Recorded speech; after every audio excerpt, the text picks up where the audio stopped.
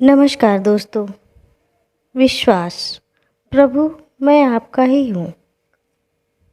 एक दिन की बात है, जैसे ही मैं अपने घर से बाहर निकला तो देखा कि मेरे सामने के घर के दरवाजे पर एक व्यक्ति एक छोटी सी बच्ची को अपनी गोद में लिए खिला रहा था।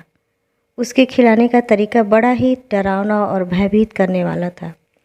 दरअसल वह उस बच्ची को अपने दोनों हाथों से ऊपर उछाल रहा था और फिर उसी तरह वापस हाथों में सहज भाव से ले ले रहा था।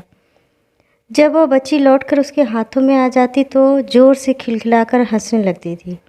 हालांकि इस दौरान बच्ची जरा भी इधर उधर हो जाती तो वह न केवल चोट खाकर अपंग हो सकती थी, अपितु धोखे से उसके प्राण भी जा सकते थे।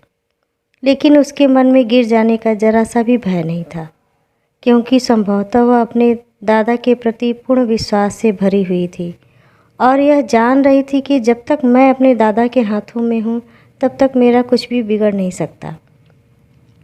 इस स्थिति को देखने के बाद मेरे मन में यह विचार आया कि यह तो एक छोटा सा दृश्य है।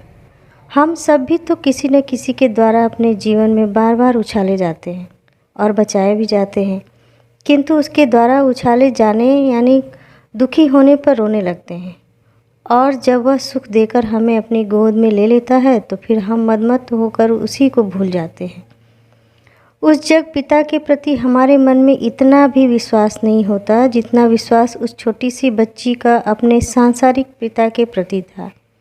जबकि उस परम पिता परमात्मा का यह वचन है कि जो भी कोई एक बार समर्पित होकर यह कह देता है कि हे प्रभु, मैं आपका ही हूँ, तो फिर वह उस जीव को जीवन भर सभी प्रकार के भय से मुक्त रखने का वचन देता है।